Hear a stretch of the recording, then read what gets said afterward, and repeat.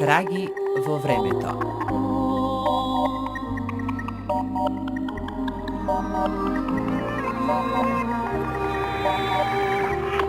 Траги во времето.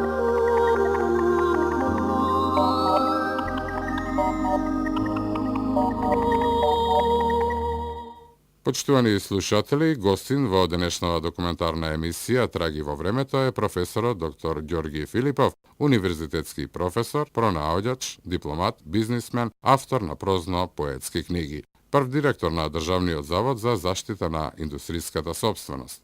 Со професорот доктор Ѓорги Филипов разговара авторот на емисијава Тони Крстевски.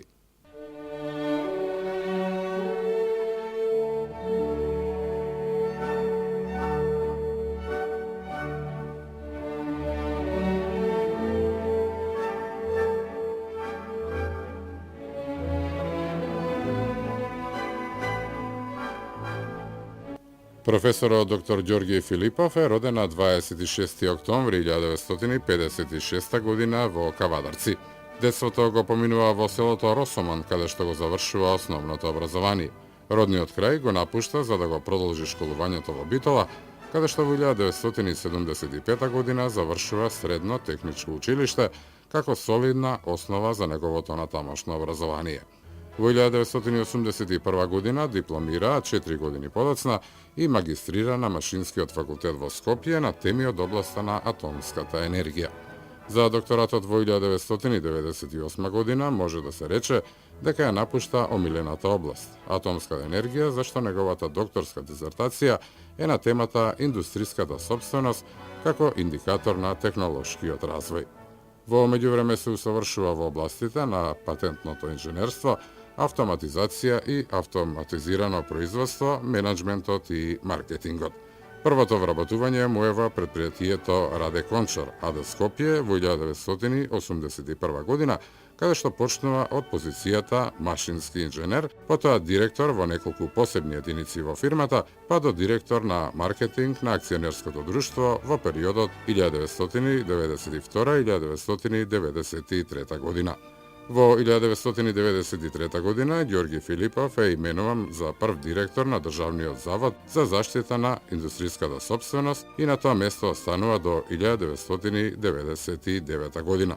Во 1992 година ја основа Агенцијата за интелектуална сопственост, БЕРИН, каде што и денес е претседател на нејзиниот управен одбор. Во периодот 1999-2004 година, професорот доктор Филипов предава група предмети во областите на менеджментот во информатичко-комуникацијската технологија на Природно-математичкиот факултет и на Институтот за социолошки и политичко-правни науки при Универзитетот Свети Кирил и Методи во Скопје. Во 2009 година е избран за водреден професор за предмети од областа на менеджментот во информатичко-компјутерската технологија. Професорот доктор Ѓорги Филипов дел од својот работен век посветил и на, така да кажеме, класичната дипломатија. Имено во периодот од 10 години ја представува Македонија како именуван амбасадор во неколку земји. Во периодот од 2005-2010 година во Германија, а од 2010 и дипломатски представник во Австрија. Од Виена ја извршува и должноста амбасадор на Република Македонија во Јапонија и во Словачка. Македонската влада во 2008 година го кандидира за местото генерален директор на Светската организација за интелектуална сопственост во Женева, Швајцарија. Во својата кариера членува или претседава со голем број домашни и меѓународни тела, главно од областа на пронаоѓаштвото и интелектуалната сопственост, но и во граѓанско-политички друштва и здруженија, меѓу другото бил и претседател на Македонскиот организационен одбор за учество на светската изложба за пронајдоци во Сеул, Република Кореја, делегат на сите генерални собранија на Светската организација за интелектуална сопственост во Женева, а во 2008 станува патентен застапник пред Европскиот патентен завод во Минхен. Под негово водство и покровителство во 1996 година македонскиот пронаоѓач Ванчо Димитров освојува Гран-при на светската изложба на пронајдоци во Брисел. Неговиот стручен и човечки ангажман не останал незабележан и е добитник на десетици значајни меѓународни и домашни награди и признанија, меѓу кои годишната награда за Стопанската комора на поранешната СФРЈ, наградата на градот Скопје, 13 ноември, престижниот Малтешки орден, Витез на милоста, од редот на Свети Јован од Ерусалим. Во 2013 година професорот доктор Ѓорги Филипов беше избран за член на Европската академија за науки и уметности со седиште во австрискиот град Салцбург. Досега има објавено над 150 стручни труда во земјава и во странство на македонски, англиски, германски, српски и на руски јазик, а е автор и на неколку прозно-поетски книги.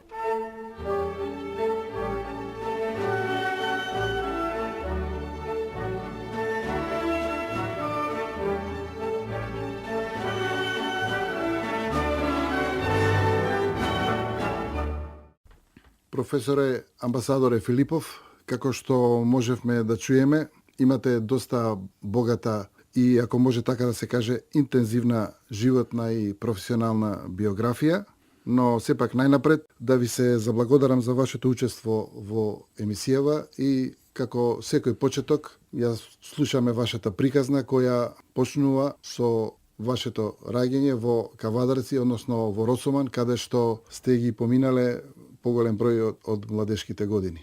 Точно е, роден сум во Кавадаци, 26.10.1956 година. До својата 14 година живеев во Росоман и понатаму живеев во Росоман, меѓутоа учев средно училиште техничко во Битола, преку летото само во Росоман. Понатаму се запишав на Машинскиот факултет во Скопје, уште нареди 5 години. Така што може да се каже дека сум росоманец кој што живеел 14 години непрекинато. Детството ми е таму поминато, а после останувам Битола и Скопје. Како го доживеавте вие вашиот живот во Росоман во тој период? Психолози, педиатри, педагози велат дека човек се формира после својата 5-та година. Едни велат до 5-та година, други после 5-та година, додека трае своето детство пред почеток на пубертетот. И точно е, јас имав едно прекрасно детство во Росоман. Едно време кога не се размислуваше многу за тоа кој што има, колку е богат, кој е друг сиромав, некако сите бевме еднакви, така што децата не чувствувавме некој од тој аспект подолби. Уште беше на некој начин занесот после ослободувањето, по формирањето на македонска држава, сите бевме еднакви со еден елан. И дури и децата тоа го чувствувавме. Немаше многу телевизии, немаше многу радија, една програма. Прво само Белградска телевизија, после и Скопје. Проведувавме многу повеќе време надвор отколку пред телевизија. Не постоја компјутери. Така што тие детски игри влијае доста добро на развојот на личноста, на мојата и на мојата околина. Во игрите беа секогаш и креативни детски игри, природно се развивало чувството, се учевме исто така и од весници, што ги носеа нашите татковци, мајки, баби, дедовци дома. Од сериозните книги исто така, меѓутоа и од класичните романчиња, цртани романи, па и пишани романи. Иако понекогаш родителите знаеа да кажат дека тоа е шунт литература, меѓутоа и таа шунт литература си имаше своја улога позитивна. Во секој случај било тешко, да кажеме, некако сиромашко се живееле, сите биле еднакви, меѓутоа имало во такви средини рурални, особено земјоделски краеви, имало и работа. Вие споменувате дека сепак на некој начин сте имале некоја олеснителна околност, иако сте биле постар брат, па некои полесни работи, бидејќи без работа не можело да се помине. Не може. Ево и сега ќе повторам, дури и денес секој дете во една средина која што крај земјоделски, како што е Тиквешкиот крај, иако имаме сега доста индустрија, меѓутоа не постои куќа која што немала своја нива, барем тогаш беше тутунот многу популарен. Секоја куќа имала и своја нива насадена со пиперки или со бостан или со лозје, понатаму и праските дојдоа. Така што секое дете од својата 4-5 година на некој начин си го заработувала левот. Ако не може да работи вистински нешто, ќе му дадат да чува, пази, да внимава, нешто да брише, да внимава до кај стасала водата, ако се наводенува некоја нива, да однесе ова од таму до таму. и тоа не се сваќало толку многу како задача. Често пати морале децата и рано да стануваат заедно со родителите, додат на работа на нива, бидејќи не постоеа градинки, немаше каде да се остават децата. Меѓутоа, велам, сето тоа колку и да било тешко и сиромашно, нам не ни беше тешко. Затоа што беше еднакво за сите и ние мисливме дека таков е животот. Дека така треба. Дека така треба. Нормално беше ќе отидат родителите на работа наутро, вие ќе станете, ако сте постар брат, да ги средите помалите браќа, сестри, да средите дома и да отидете да им однесете доручек или да однесете да помогнете кои се враќаат со вие со велосипед, тие со нивни велосипеди, да помогнете да се донесе тоа што се набрало, ако е тутун и така. Меѓутоа, сето тоа, кажувам, го сметавме како една нормална работа, не премногу оптеретување. Не знаеме дека може и поинаку. Значи, на некој начин работата и ве изградувала и вас и сите други ваши врсници како така. личност. Тоа свесност, па кој побрзо ќе набере, кој ќе набере повеќе патлиџани или не знам, кој ќе наниже повеќе игли тутун, и тој натпревар малку конкурентски, додека се работело и се раскажувале и приказни, и книги, се дискутирало за разни работи, се слушале и песни. Популарни беа така наречените транзисторчиња. Кој имаше транзистор, веќе беше голема работа. Така, обуката, да речеме, на културен и на другиот план одеше паралелно со работата. Може да се случи, вие работите на нива, па кој ќе биде одморот, носите книга со себе, читате книгата додека се одмарате од физичката работа. Да. Или додека се враќате од некаде, од каде што е нивата, па немало превоз, се враќате пешки и тоа некојаш траело и по 1 сат, вие си раскажувате лекции или вежбате песни. Со брат ми се занесувавме, ќе имаме група, па вежбаме песни додека се враќаме од нива. Па еден сличен настан го споменувате во вашите автобиографски информации, вашето раѓање, одењето на породувањето на вашата мајка. Добро. И тоа било карактеристично на некој начин за тие времиња. Ајде да...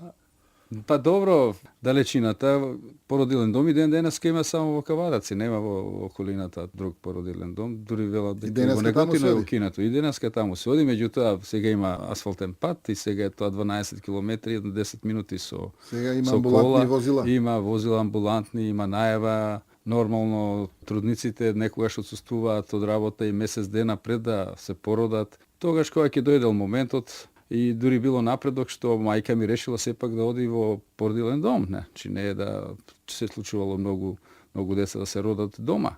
Машките членови на фамилијата да не знаат. Само што се отсутни на работа. Мајката и евентуално незината свекрва или сестра или некој да ја помогне незината мајка. Да. Во случајов мајка ми морала со баба ми да пешачи 12 километри. Тоа е така, во сред ноќ да се стаса, рано се бајле да се породам. Не било само со мене тоа случај, веројатно било и со други. Генерално и после да се врати од таму и по 2-3 дена да оди нормално на работа, на нива. 12 километри одела мајка ви, што пеш, што со трактор или... Немаше трактори, после дојдоа трактори. Враќајќи се од нивите или од деки спомнавте за читањето. Така е. Можам да забележам дека врз вас големо влијание што се однесува тој аспект извршила вашата мајка. Секако и таткови, меѓутоа вашата мајка. И двајцата. Мајка ми повеќе, значи, за читањето за почетокот на класични дела, татко ми за читањето на весници, политика, филозофија, историја, географија, тоа беа неговите фахови. Мајка ми класично литература, македонски јазик, природа. Таа сакаше да чита, да раскажува, многу убаво раскажуваше. Знаеа да се соберат децата од малото, таа да им раскажува приказни, имаше таков дар да знае да раскаже. Мајка ми Олга Филипова. Може би се сеќаваат и денеска и дури на моје годиште луѓе како тоа успешно ги раскажуваше приказните. Знаеше да прочита, за памети. Дури и таа што учела тогаш, учела малку српски, малку бугарски, странски јазик бил руски, па дури и на руски знаеше да каже уште стихотворби што се сеќава што ги учела. Од тие времења ли е вашата желба за цртањето, за сликањето, пред се некое техничко сликање, да кажеме? Па добро, за сликање, не, тоа е после. Обично цртањето беше уште во основна школа. Сите деца се натпрвува кој има дарба. Јас имав дар за цртање. Имаше уште други 2-3 деца во класот. И дури мислев дека убаво било да се запишам средно уметничко училиште. По тој контекст прашав, бидејќи на некој начин тоа било дилемата, каде да се запишете во средно образование. Да. Тамо спомнам тоа, татко ми само ме праша од што мислиш да живееш, што ќе ти биде занаето. Значи само од сликање тешко се живее. Јас тоа не го разбирав. Мислев ако некој сликал, тоа е само по себе готово. А ако ти е толку за сликање, оди во техничка школа, па таму има исто така многу цртање, се разбира друг вид цртање. Инаку желбата за сликање беше понекогаш и од некои часови што се досадни во школа, морам да кажам дека имало и такви. Па додека други се мачат да одговараат или нешто, вие го сликате, цртате професорот или од некоја читанка или нешто имаше слики на тој писател, на тој некој херој или славен некој политичар и го прецртувате, така што воглавом портрети се сликаа.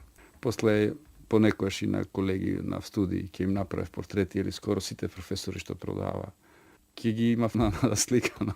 Меѓутоа тоа било се од Добро, тоа хоби, не се губи. од хоби, не се Веројатно губи. Тоа е останало. талент, ама видите, тој Не се талент мора развива. да се развива. Талент без 2-3 сата сликање, еве и денеска пријатели има многу уметници.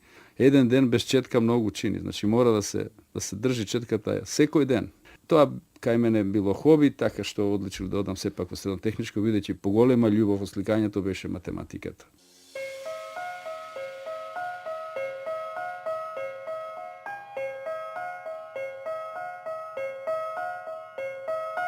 Почитувани слушатели, вие сте на фреквенцијата на првиот програмски сервис на Македонското радио. Ја следите редовната документарна емисија Траги во времето, во која наш гостин е професорот доктор Ѓорги Филипов, универзитетски професор, пронаоѓач, дипломат, бизнисмен, автор на прозно-поетски книги. Прв директор на Државниот завод за заштита на индустријската сопственост.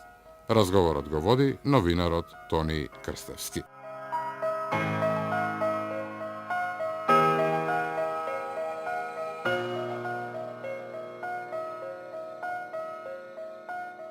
Професоре, амбасадоре Филипов, значи сепак се определивте условно да кажеме за еден занает, За еден кој занет. покрај образованието ви бил исто Видите, тоа за голема... занает и дедо ми го зборуваше. Дедо ми всушност цела фамилија, и неговиот татко, и татко му на татко му, и татко му на татко му, значи сите прадедовци биле качари. И тој велеше дека занает си е занает. Значи колку и ништо друго да не знаеш, ако имаш занаетот, Парче леп. парче леп е, така што, а она што се однесува до администрација или такви работи, тоа е прашање зависиш од други. Ова зависи само од себе. Така што тоа го применувам и денеска.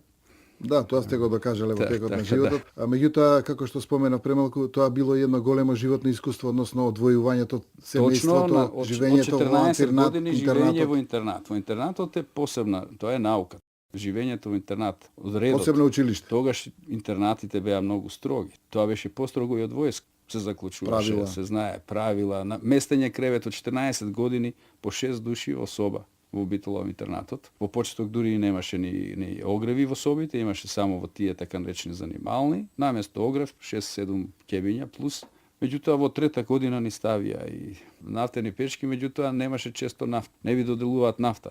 Ме избра другариве за председател на интернатот. Да не го направите на дрва. Не, туку организирав штрајк, зошто немаме доволно нафта. Не отидовме на училиште еден ден, сите од интернатот. Се возбуди и школото, и мојот класен раководител, и полиција дојде. Лидерски способности. Да, тоа значи покажале. Галецо, така го викавме професорот Галевски по математика, тој ми вели: Ѓорѓи, барем знаеш ли што правиш? Знаеш ли што ти е намерата до крај? Да не само ги носам децата кај што Патот кај сте кај што тргнале. не знаеме што да правиме. Викам, знам што треба да добиеме. Треба да добиеме огрев. Овие деца 3 години живееме во ладно. До година ќе дое брат ми, помал. Ајде ја што претрпе во ремонт да не трпи.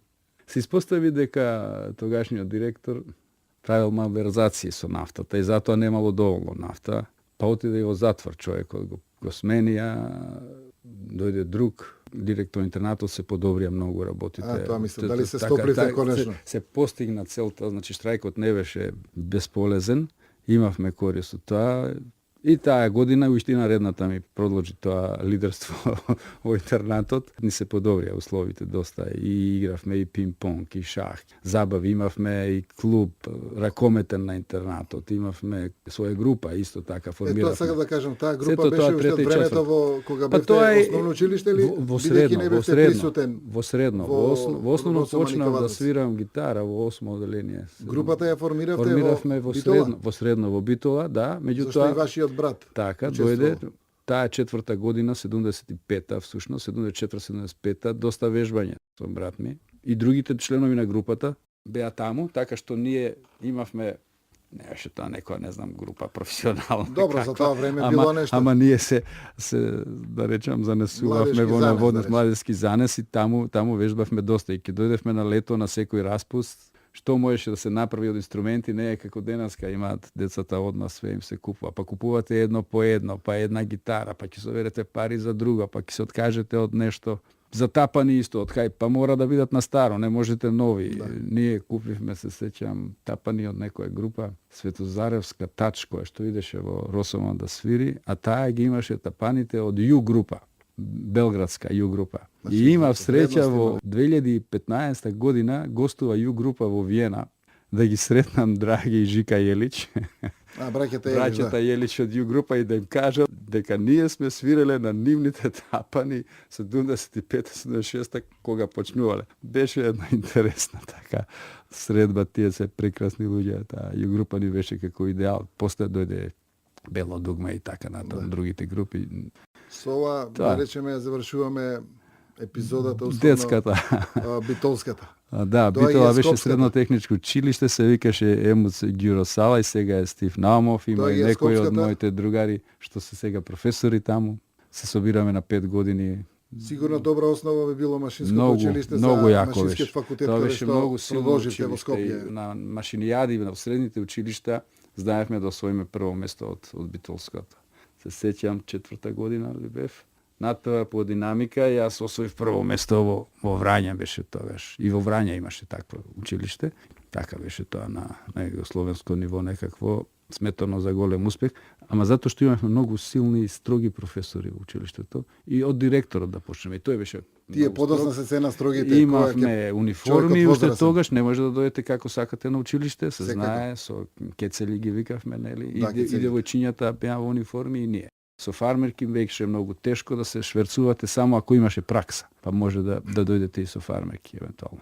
Во на секој училиште. случај успешно го поминувате машинскиот факултет, пред се веројатно заради добрата основа. Точно, битолска, да речеме. точно. Првите 2 години ни беше многу едноставно, затоа што воглавно се повторува предметите и додека некој научи сега тие што се машинци, што ќе слушаат момент од лево, момент од десно на гимназијалците, им беше многу тешко да го сватат. А ние веќе имаме 3 години, Базата сте 4 имале. учење, моменти, динамики, статика, кинематика, сето тоа ни беа едноставни предмети, нацртна, техничко.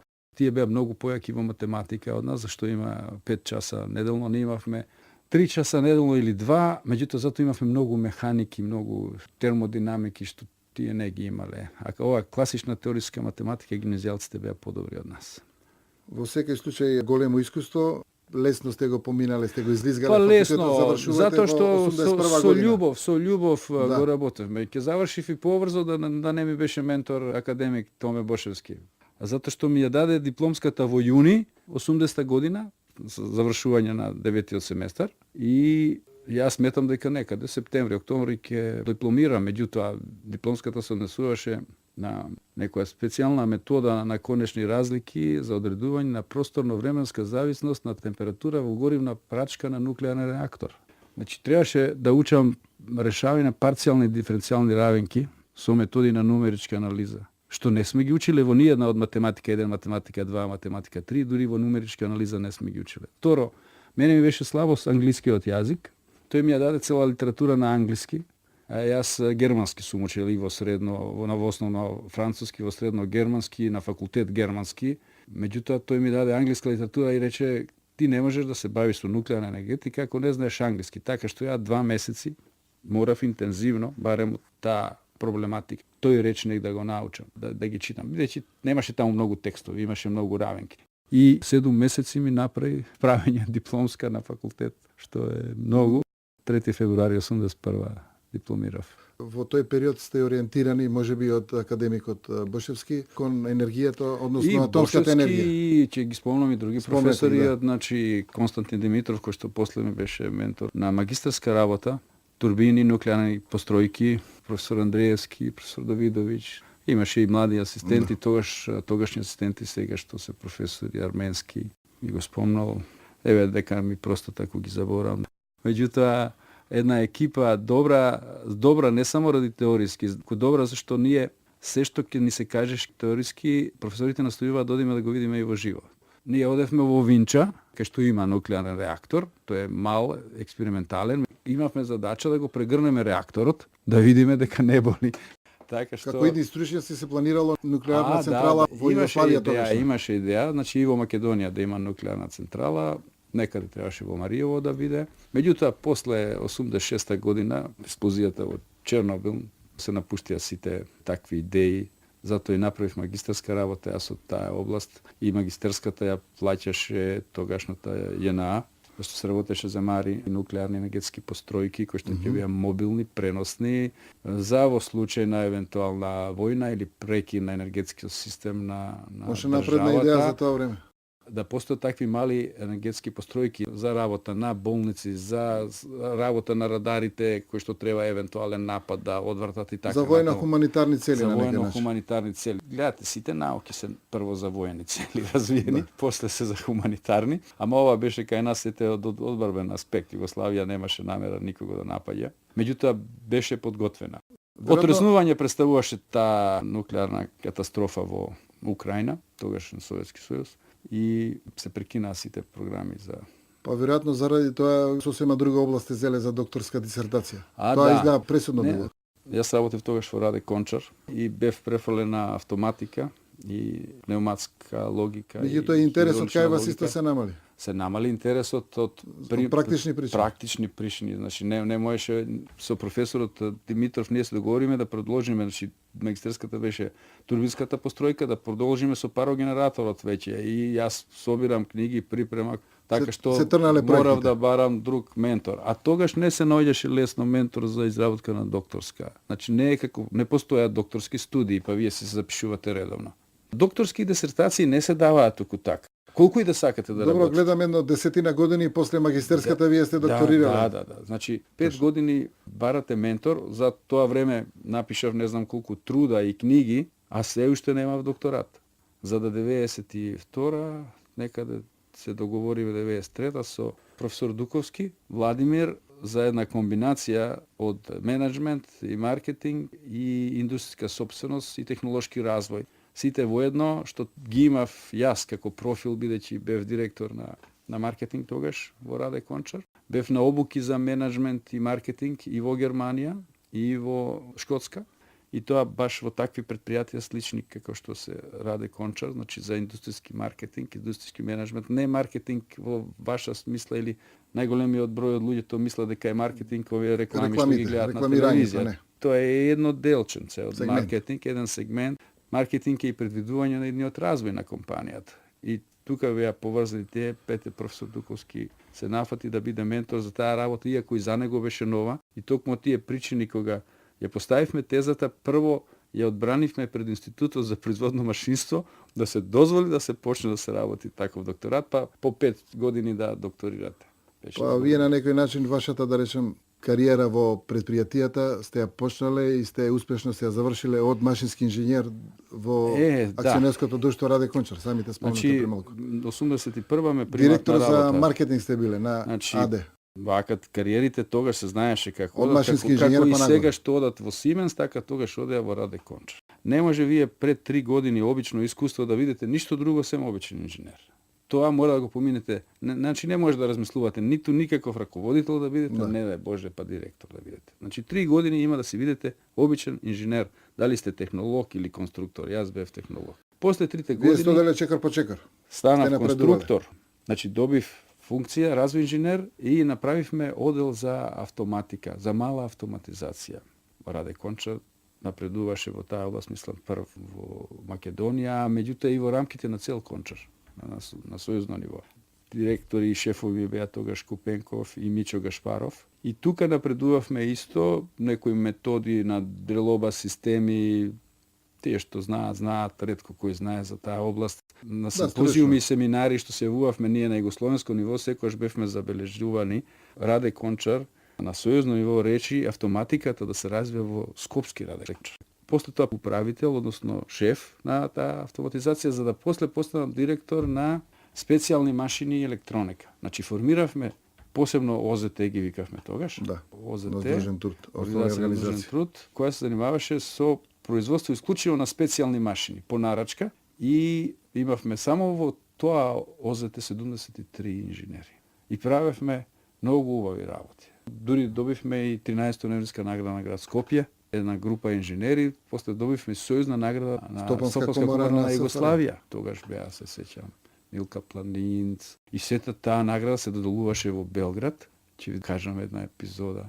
Вечерта пред утредната се додели наградата, ме вика секретарот на Стопанската комора, Даница, не знам, презимето го заборев. И ми вика, друже Филипов, ми би хтели, ви као најмлаđi награđeni, да припремите едно ваше излагање у смислу захвалности Привредној комори што вас наградила и у име свих награđenih по две групи, или фирма или лице од секоја република. Ние од Раде Кончар, јас и колегата Цветковски Димитрија, и од Преспа текст директорот Живко. И добро, јас се мачам цела ноќ да напишам тоа како треба да изгледа. Утредента стануваме и таа да видам шта сте написали, ја си го давам, таа го зема тоа што сум го напишала, мене ми дава готов текст. Јас гледам, што е сега, викам. И она чита, јас читам, нејзиното таа го чита мојот. Моето само со рака напишано, 90% исто. Знали смо ми да чета тоа ви исто да кажете, али ипак, знаете шта, биче камера толико, новинари, телевизија. Јас се бунев, зошто ми давате да пишувате ако веќе имало готово? Почнувала да се мешува политиката на некој начин. Почнала да влегува политиката, точно тоа го почувствував после. Имавме југословенски проект, југословенска роботизација. Исто по двајца луѓе од секоја република. Јас од индустрија, од факултетите беше професор Стево Бежиновски. И ние одиме на состаноците и таму првпат почувствувавме како се борат за пари луѓето од другите републики. Меѓутоа, за да се добијат тие пари, требаше да имате основа по која ќе ги добивате, да имате институти, требаше да имате направено до сега. Затоа и нас не праше, пошто Божиновски водеше тоа роботика и автоматика на факултет, а ние од фирмите што се бавят со автоматика во Македонија бевме тогаш, мислам, најдобро. Видовме дека ние тешко можеме да се избориме, бидејќи немавме позадина. И секогаш инсистирам, и ден денеска, ако ме слушате, нека да зборувам, имате ли позадина, сте обезбедили ли подкрепа за тоа што ќе го барате? Имате ли основа на што ќе барате? Меѓутоа, почнавме и да се изборуваме, иако главната борба беше меѓу Србија и Словенија. Раздорот се осеќаше, тоа зборувам зека за 88-ма, крајот на 89-та, жолчни расправи, мене ми беше чудно академици на таков тон да се расправаат, се чувствуваше малку почетокот на распадот на историјата.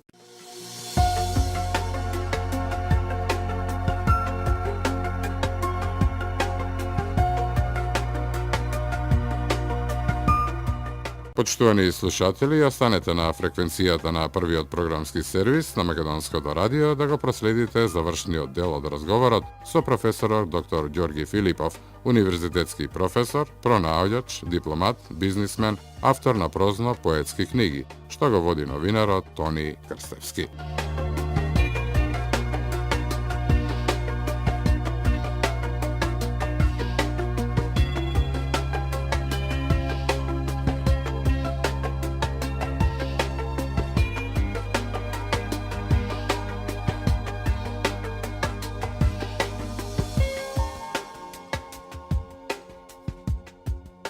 Амбасадоре Филипов, верувам дека 12-13 годишно искуство во 13 години во Раде Кончар. Раде Кончар представуваше една своевидна препорака за во 93-та кога ве избираат за прв директор на тогаш воспоставениот Завод за заштита на индустријската собственост. По-популарно меѓу народ Завод за патенти. Државен завод за заштита на индустријска собственост е всушност чувар на интелектуалниот техничкиот имот на државата. Во светот се често и обединети. Завод за интелектуална собственост го вика, зашто во интелектуална собственост спаѓаат индустријската, кај што се патенти, трговски марки, индустријски дизајн и авторските Авторски права, права. кај што се сите други творби на човечкиот труд, книжевни дела, музички дела, уметнички дела, па би спомнали научни дела, иако науката е на страна и од едното и од другото. Тоа е една важна институција кај нас, тогаш повеќе ми се чини имаа смисла нашата држава за тоа, отколку денес, за да постава директор, размислувале неколку месеци, 4-5 месеци. Фала Богу што тоа беше во почеток на создавање на нашата држава, кога се бара луѓе кој што знае, а не кој од каква партија е. Мене не ме изненади, Софија Тодорова како министар за развој присуствуваше на сите седници на Стопанска комора, кај што стануваше збор за развој и економска соработка со странство. Јас бев член на 2 комитета во Стопанска комора, комитет за економски односи со странство и комитет за наука. И таја на тие комитети присуствуваше. И на тие комитети често говоревме, се сеќам, најчести говорници бевме јас и Самаковски, Благоја од тогаш 11. октомври, односно Енергоинвест Прилеп. И таја од тие разговори забележала дека јас имам осет за тоа, всушност прашала и во Стопанска комора. Јас бев тогаш и председател на на Сојузот на пронаоѓачи на Раде Кончар, претходно бев и член на управниот одбор на пронаоѓачите на Раде Кончар, целиот Раде Кончар во Загреб, и имавме ние сопствени правилници за унапредување на творештво, за делување награди и парични и секој. Сте имале во секој случај стручно педигре, да кажеме. И го следев создавањето на законот, учествува во тие расправи како заинтересирани кога се правеше законот за индустријска сопственост. Таа предложи дали сака да бидете директор. Малку ме изненади. Јас во администрација не сум мислел никош да работам. Меѓутоа ме повлече тоа дека создаваме држава, секој од нас треба да помогне во тоа што се разбира. Јас знаев дека тоа можам да го направам и мислам дека го направи успешно, функционира и до ден денеска работи заводот успешно. Тоа се почувствува веднаш во првите неколку години, каде што од сите земји на југоисточна Европа и на источна Европа, новите земји, се двоја ставовите на директорите на словенскиот и на македонскиот завод, кога зборувавме во Светската организација за интелектуална сопственост. Паметам дека вашиот завод доста се споменуваше во тој период, особено после добивањето на неколку први награди и гран-при. Ние преземавме улогата на промоција на пронаоѓаштвото, иако таа по закон не ни беше доделена, меѓутоа кој да го направи тоа ако не некој што се бави со пронајдоци, така што одевме на популаризација и ги финансиравме и помагавме организацијски и технички да се чествува на тие меѓународни изложби, нашите пронаоѓачи да почувствуваат што значи тоа на вистина надвор, да имаат прилика и да имаат прилика да се споредуваат со другите, да прават бенчмаркинг, да знаат каде се. И затоа го помагавме нивното презентирање на пронајдоците надвор, обично тоа беа поединци или мали компании кои што не можеа да си дозволат, бидејќи заработувавме пари. Заводот заработуваше пари со тоа што се зачленивме само во оние меѓународни организации од кои што добивавме пари. Паметам зборовите на првиот генерален директор на Светската организација за интелектуална сопственост, Арпад Бокш, тоа е специјализирана агенција на Обединетите нации, кој што постојано повторуваше како завод светски, WIPO, we are receiving money, not giving. Ние земаме пари, не даваме. И јас го применив тоа во заводот. Подпишуваме само такви меѓународни конвенции во кои што може да се заработат пари. Ќе дојде сформирање на буџет и министерот за финансии знае дека од завод за патенти ќе му дојдат пари, не мора да дава пари. Тоа остана и ден една графа помалку. Една графа помалци или кога ќе дојдат парите брзо да не ги зема, да ги префрлат во буџет. Сакав да го нагласам добивањето на Гран-прито. Големи награди се добија, златни, меѓутоа најголема таја, значи тоа Гран-прито беше исклучително важна награда. 1996-та таа меѓународна изложба ја финансираше Европска унија. Имавме посебни пониски давачки за земјите кои што се од развој, кои што не се членови на Европска унија, сето тоа ние го користевме. Меѓутоа, добивањето награда прво мора да биде резултат на убав пронајдок, на добар пронајдок, да биде нов, да биде применлив во индустријата, да биде интересен за око. Другото многу беше важно, како и ден денеска, е лобирањето. Колку вие ќе соберете позади напред да почне гласање.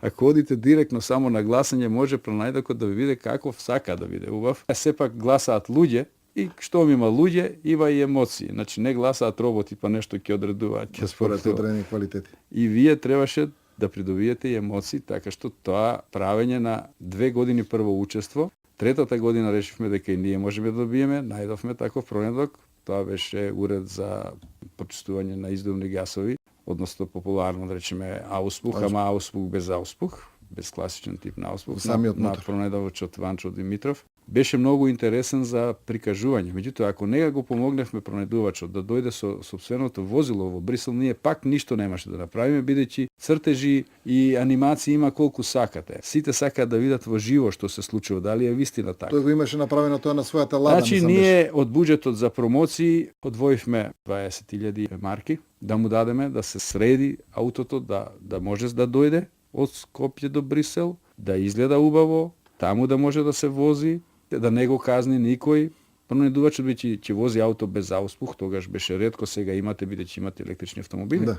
И тој дојде и тоа не спаси што дојде, така што можеа да видат, па се возеа членовите на жирито натре, па излегува надвор, па се крстеа, се чудеа како може така. И, фала Богу, на крај го освоивме тој Гран При, дури мораше малку трикови да применеме, да не кажат екс-републик до Маседоан, во Белгија, туку да кажат само Републик да Маседоан, и тоа го средивме, така што CNN, BBC, сите што пренесуваат, тогаш тоа беше голем настан, има прилика да чуја дека Републик на Маседоан го добила Гран Прито. Беше да голема радост, една убава манифестација таму, меѓутоа е убав поттик за сите творци понатаму.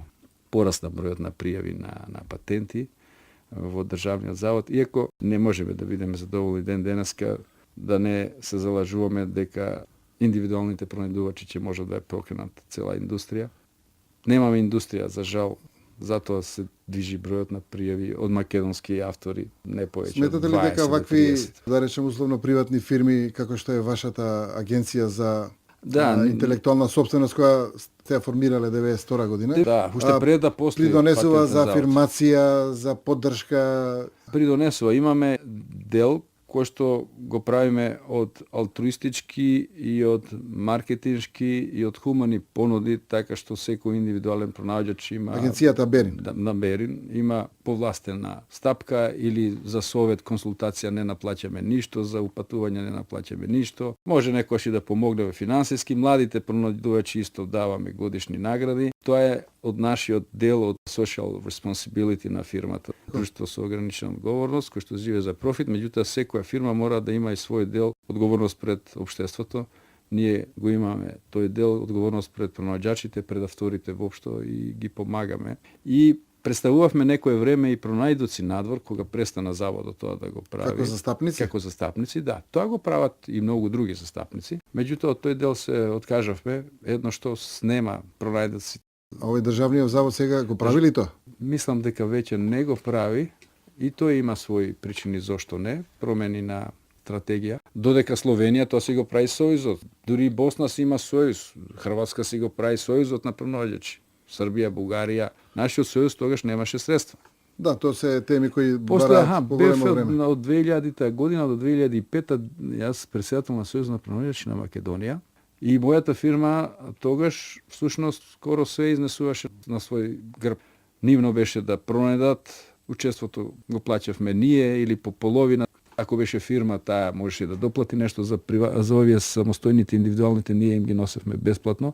Имавме ние од корис од тоа, што учествувавме на тие изложби, го поврзувавме со маркетинг за нас и така. Од една страна, вие и на некој начин сте ги образувале заинтересираните, да речеме, идни пронаоѓачи, студенти или други лица. И ден денеска лица. го правиме тоа. Вие не сте застанали тука, станувате и универзитетски професор. Да, тоа уште 99-та. 9-та година. Да, ме избра за доцент по менаџмент на индустријска собственост, баш тоа менаџмент на Институтот за социолошки и политички правни истражувања. И тоа го работите и ден денеска, така? Да, како воренден на природен професор. Факултет, на природно-математички, после стана Финки, факултет за информатички науки и компјутерско инженерство. И сега сум таму насловен воренден професор, бидејќи не одам таму на работа, не може да бидете редовен. Никогаш не престанала да ме интересира науката. Не заземам никому место, ако има потреба, воглавно се тоа изборни предмети, учество на некои комисии. Гледајќи ја вашата биографија, се наметнува и ставот дека практично вие голем дел од вашите активности стручни, како инженер, како иноватор и така натаму сте ги остварувале и во странство. На некој начин сте ја застапувале Македонија. Дали сето тоа ви помогна да ве изберат, ви предлагаат да станете амбасадор најпрво во Германија. Да, јас постанав На некој начин цел живот сте дипломат. 2005, па и тоа станување на амбасадор беше пак поврзано со пронаоѓачите. Како председател на Сојуз на пронаоѓачите носев млади пронајдувачи кај председателот да ги прими, секогаш инсистирав ако има време да ги прими председател на државата. Тоа е голем поттик за секој творец и чест да секој младинец и ден денеска знаат да ми напишат и писма. Тогаш дечиња, основно или средно школо што биле гости ке председателот, останува во нивната меморија и помага да се определат во нивното натамошно занимање. И тогаш настана еден предлог, разговор, што работам, како работам. Председател Црвенковски ме праша, па се двоумат за Германија. Знае дека е Германија земја на иновации и ден денеска и дека знае за моите активности додека сум бил во Кончар и во Завод за патенти, нормално тој ги следеше, секоја година доделуваше патент на годината како премиер и нормално следеше што работат институциите, знаеше дека зборувам германски, англиски, знаеше веќе дека имам организаторски способности и дипломатски на некој начин во наводници решено, затоа што беше дипломатија, представувањето на Македонија во една организација на Тоа бил дипломатски успех на некој начин, тоа што го споменавме, именувањето наше. После вклучувањето на договор со Грција, ние имавме веднаш обид на Грција да ги смени кодовите. Особено што 96-та сте го постигнале тоа. Да. Една година по привремената спогодба. На таа седница се изборивме. Тоа е една постојана борба и денеска, дете гледате и денеска се борат други. Јас колку можам. Својата борба вие се продолжиле после во Австрија. Тама работа во Германија, а и во секојдневно. Австрија. Како амбасадор? Како амбасадор имате други задачи исто големи. Да представувате земјата не е едноставна работа, значи не треба тоа да се разбира само како некаква функција уметничка, односно како некоја награда, како некое праќање на одмор. Амбасадор е многу сложена работа. Гледам дека сте застапник на изреката на Бисмарк за дипломатијата, дека е умешност да работи за доброто на својата земја преку односите со другите земји. Точно. Значи тој кој ги праќа амбасадорите им велел овака: ќе се најдете во ситуација кога нема време, особено тогаш, за консултации, писма, немало уште телефони, немало можност за брзо добивање одговор како да постапам оваква и ваква ситуација. Туку ќе сте испратиле писмо, па чекате одговор по месеци. И тој ги советувал неговите амбасадори, секојаш кога не знаете што да правите, само замислите дали е тоа во интерес на нашата држава. И никогаш никој нема да ве обвини ако се работеле во интерес на Германија. И нема да погрешите. Нема да погрешите. И таа дефиниција дава за дипломатија, иако овие што учат на факултет сега дипломатија, кој знае какви дефиниции им даваат разни, меѓутоа основата е таа: да работите во интерес на својата земја во односите со другите земји. И тоа е најубавата дефиниција, по мене најопштата, и таа важи и за амбасадорот, и за тој што прима на шалтер, и тој студира печати и дава визии или не знам какви уверенија, разговара некаде. За секој дипломат е таа дефиниција точна. Слушнавме и од вашата биографија, меѓутоа сакал во разговоров да сега додадам дека од Австрија вие сте биле и вореден амбасадор прво во Јапонија, па потоа и во Словачка. Само нерезидентен, инаку истата е дефиницијата. Вие сте вореден помошен амбасадор на Република Македонија во Австрија, исто Република Словачка и во Јапонија. Таа нема ни кралство, ни република, нема, само Јапонија, само Јапонија. Секако тоа е дополнителен напор, меѓутоа искуство. Па беше напор, иако во Германија беше уште поголем напор според мене, затоа што е огромна држава, 16 други држави во неа, постојани активности безброј. Успеавме да отвориме уште еден конзулат во Германија, до тогаш имавме само во Бон, зашто нашите иселеници се најмногу во западниот дел на Германија, а амбасадата е во Берлин. Она што беше амбасада во Бон си остана како еден конзулат. 2007 отворивме ние конзулат и во Минхен, што многу помага и денеска, така што Баден-Виртенберг и Баварија, значи да се опфати што поголем број население, тие две држави, а Рајна, Вестфалија и другите држави околу таму се е во Бон. Сите источни во Берлин, така што конзуларните работи поедноставно се одвиваа понатаму. А во Австрија имавте па друга задача. Австрија е многу помала држава, меѓутоа беше многу интересен и втори инвеститор во Република Македонија. Наследив и некои проблеми околу тоа ЕВН, што имаше проблем со власта 2006-2007, па се разреши на крај. Тој е проблем. дојдоа и нови инвестиции од Австрија, тогаш Зоил Македонија ги откупи Виена Insurance Group и така. И имаме исто доста прилив на нови луѓе. Кога дојдов во Австрија 2010 имаше 16.700 македонци, по потекло македонски. Австријци кои што немаат државјанство. Кога си оде в 2014 веќе имаше околу 30.000. Дава ли Австрија можност за двојно државјанство? Не. Не, како и другите Не, земји. значи Австрија не дава и Германија не дава. Некои земји даваат. Па најголем број не даваат. Најголем број не. Европските не. Меѓутоа еве Канада, Америка, Австралија тие даваат можности за две државјанства. Офативме голем број теми, меѓутоа голем број теми останаа незавршени и секој пат е така во вакви емисии со одредено Видите, трајање. имаме ограничено време Да. за еден живот И- од 60 години може многу да се расправа. Би можело и за вашето творештво и стручно и литературно пред се би сакал, меѓутоа во некоја друга прилика. Закружувајќи го денешниот разговор, амбасадоре Филипов, професоре Филипов, би ве запрашал дали во денешни околности би можеле да дадете свој придонес за афирмирање и за Не, зошто да не. унапредување на Ја Република мислам дека и Македонија и давам низините придонес односи. со моите написи и со моите настапи и гостувања на одредени телевизиски или радио или некои семинари или симпозиуми, кај што го изразувам моето мислење во однос на некоја тема, најчесто од дипломатски аспект или Да. политички аспект во земјата, она што јас мислам дека Во сега случај треба добро да се чуе направи. искусен дипломат.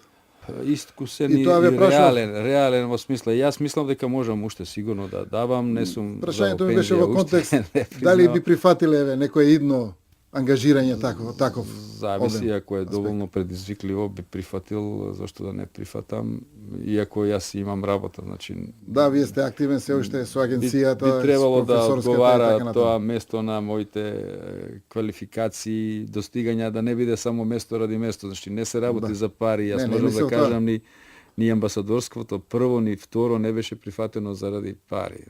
Не беше проблем за пари. Иако има и такви амбасадори што Една мислат дека ако сатисфакција и одат предизвик, да, сепак. предизвик повеќе. И видете, доаѓате во години кога мене децата одамна не ми бараат ништо. Сите три деца се вработени. Најмалата е веќе 6-7 години. Сами живеат, има собствени фамилии, собствени куќи, станови. Немам некоја обврска. Јас, фала Богу, исто така. Фирмата си екзистира, поставен директор работи. Јас сум само, да речам, духовен водач на фирмата. Доколку, значи, можам се уште да дадам во некои полиња уште од мене. Не би се либел тоа да го направам доколку биде доволно предизвикувачки и доколку биде доволно корисно за земјата, значи да не биде само што велат ларт пур ларт, Колку да се биде. уметност ради местно или колку да се биде некаде, нема потреба од такво нешто. И во тој контекст ви посакувам добро здравје пред се и многу успех бидејќи се уште сте активен и да се видиме во некоја народна емисија. Јас би благодарил на поканата за ова гостување Радио Скопје. И ви кажам еден куриозитет. Прв пат на Радио Скопје сум зборувал 63-та година како основец. И тоа дојде Радио Скопје во Росоман. Да, ова И рецитирав изненадување за мене, не сте го спомнали. Па немало прилика. Значи рецитирав една песна, стихотворби што сме ги учеле. Да. И онака на секоја приредба се знаат и најдобрите ученици или не секојаш најдобрите, туку сите што знаат да кажат. И настапот на самата сцена не беше едноставна работа. Не беше доволно да бидете добар ученик. Можеше да биде послаб ученик, ама што знае да настапи на сцена. Меѓутоа ова беше дури дома кај нас во Росоман. Привилегиран сте биле. Не знам, изгледа така им беше замислена некаква Концептот. емисијата, концептот, одеа и така и еден, не знам дали беше некој друг ученик избран. Не се сеќавам, меѓутоа јас знам после иметувањето, цело семејство дома собрани ние и слушаме. Мислам дека беше нешто пионерски збор или таква некоја песна. И еве сега го спомнувам прв пат тоа. А сега сме 2018, 63-та, 55 години. Ви благодарам уште еднаш, често имам прилика да кажам по разни основни теми. Уште еднаш благодарам што ги споделите своите, можеби дел интимни информации и уште еднаш ви посакувам многу успех во натамошниот период. Ја вам ви посакувам успех. Успевате да држите квалитет и во најтешки услови, барем на изборот на емисиите и на третманот на политичките збиднувања. Ви честитам за тоа. Благодарим уште еднаш. The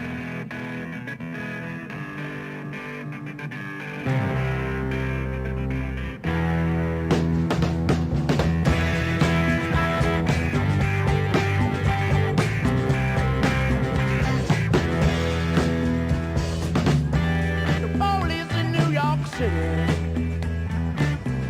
chased a boy right through the park.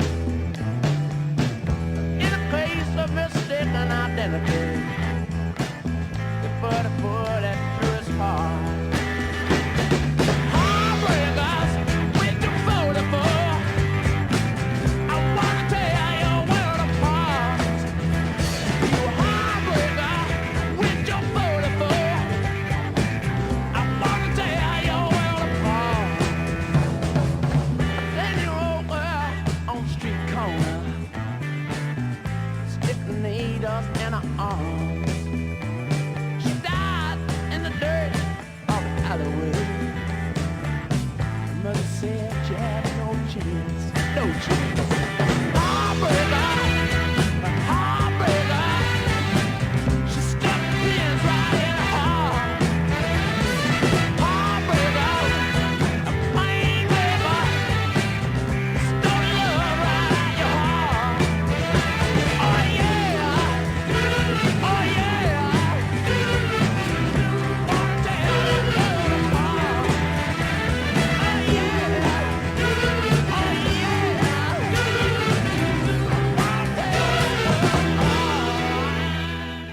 Заврши и денешново издание на документарната емисија Траги во времето, во која денешен гости беше професорот доктор Ѓорги Филипов, универзитетски професор, пронаоѓач, дипломат, бизнисмен, автор на прозно-поетски книги, прв директор на Државниот завод за заштита на индустријската сопственост. Спикер Жарко Милевски, тон мајстор Весна Спасовска, автор Тони Крстевски.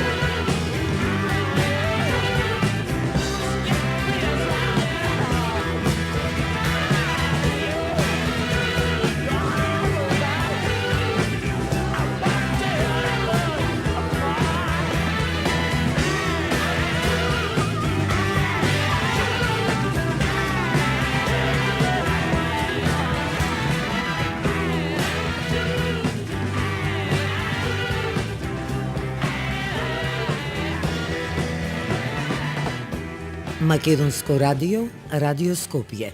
Продукција 2018 година.